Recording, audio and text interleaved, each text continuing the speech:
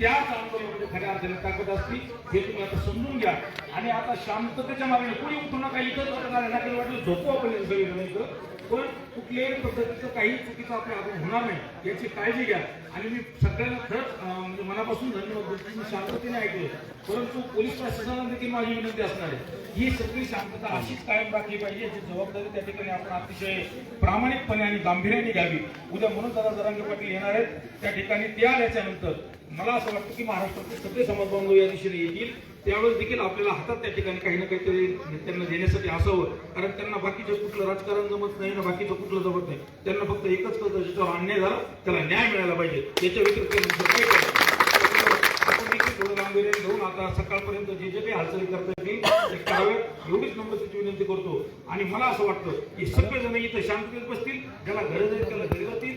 पण तुम्हाला कुठल्याही पद्धतीचं पोलीस फोर्स इथं वापरावं लागेल किंवा इथं सगळे अडकून पडतील असं आमच्याकडून वर्तन होणार नाही. हा शब्द तुमच्या वतीने यांना देवा का? हो हो हो. जय शिवराय. एकच मिनिट बरं. आता मला वाटलं सगळे जालन्याचेच आहे. मग बुलढाण्याचे किती काय सगळे बुलढाण्याचे नाही यांच्या हातीवर. बरं याच्यातले नेकरचे किती आहेत? थांबा थांबा. नेकर कमी आहे. सिरखेडाचे किती आहेत? अरे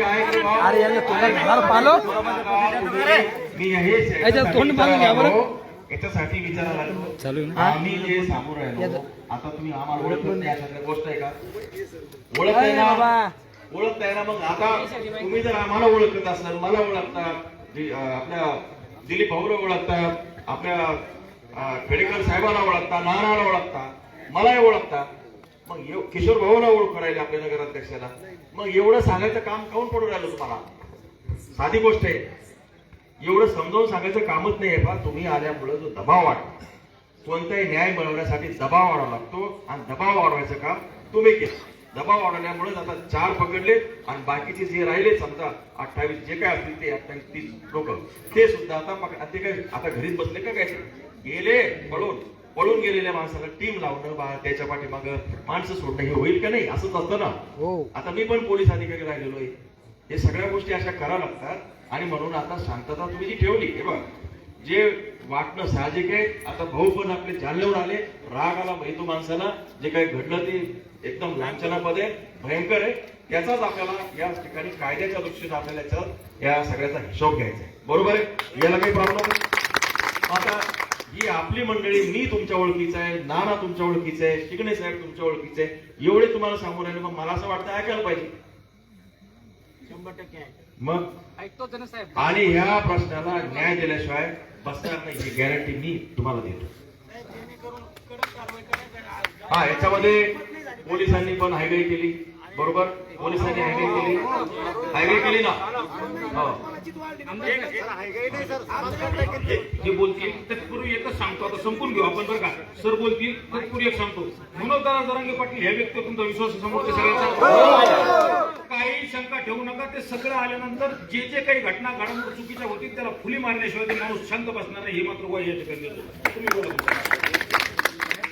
आतापर्यंत शांत आहेत. बरोबर शांतच बसले ते शांतच राहतील. बरोबर. पण आता तुम्ही बोलताना एक मुद्दा बोलला की आमच्यामध्ये या लोकांची टीम एंगेज होती. बरोबर म्हणजे पोलीसवाल्यांची प्रशासन एंगेज होत आहे. बरोबर ना? हेच बोललात ना सर? बरोबर. आता जर आपण आता जर थांबलो तर ऐका हे बिलकुल मला म्हणजे पुन्हा एक पटणार. तू थांबणार आहे तोंडाला पालो बांधणार आहे. त्या 550 लोकांना शांत करण्यासाठी ही कुमक आहे. ती काय फार अशी 100-500 पोलिसांची लागत नाही. एक माणूस एक पोलीसवाला असला तरी आम्ही शांत बसतो. पण हे रिझन देऊ नका की आमच्यासाठी पोलीसवाले इथे अडकले म्हणून त्यांना पकडायला मिळालं. म्हणजे उद्या सकाळी उठून हे आम्हाला ऐकायला नाही मिळालं पाहिजे की तुम्ही इथं बसले तुमच्यामुळे पोलीस इथे एंगेज झाले म्हणून त्यांना पकडलं.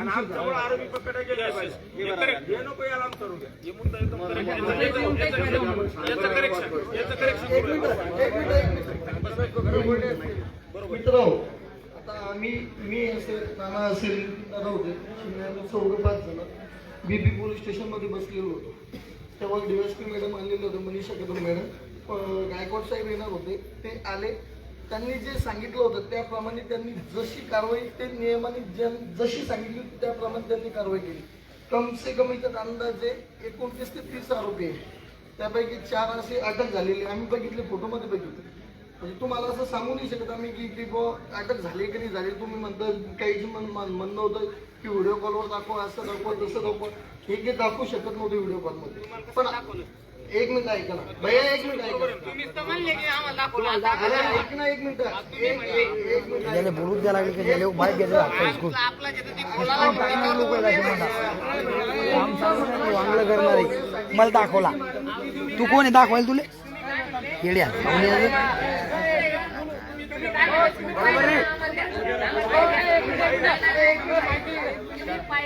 अरे तू माहीत ठेव रे इचकं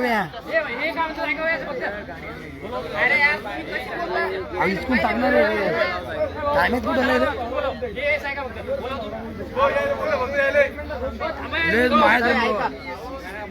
रे माही विसकून घ्यायला आता तू म्हणून काय बोलायला लागला असा.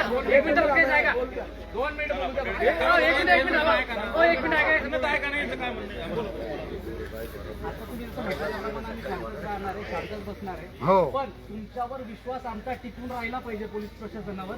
त्या पद्धतीने तुम्ही आम्हाला वेळेच्या वेळी या बाबतीत अपडेट दिले पाहिजे. कारण जर तुम्ही आम्हाला अपडेट नाही दिले आमचा गैरसमज वाढणार आणि त्यातनं मग जे होईल ते तुम्हालाही पटणार नाही, आम्हालाही पटणार. वाटलं एक काम करा ना, आपल्या सगळ्यांचं इथं ग्रुप तरी बनवून बसले तेवढं ते करू आपण. ते ग्रुप बनवू ते सगळं होईल. फक्त तुमच्यावर आमचा विश्वास कायम राहिला पाहिजे त्यासाठी तुम्ही आम्हाला अपडेट द्या, योग्य आणि खरे अपडेट द्या. ठीक आहे, तुम्हाला सगळी माहिती मिळेल. सर आपली कारवाई व्यवस्थित चाललेली आहे, तुम्ही कुठली काळजी. आणि खरे अपडेट द्या सर. जर ते फरार आहेत 100% पूर्ण, आता सध्या सगळे फरार आहेत, सगळे फरार आहेत. मी काय सांगितलं, खरे अपडेट असे आहेत, 4 अरेस्ट आहेत. ठीक आहे, बाकीचे आपण अरेस्ट करण्याचं काम करू. ठीक आहे, चला साहेब तुम्ही जा आम्ही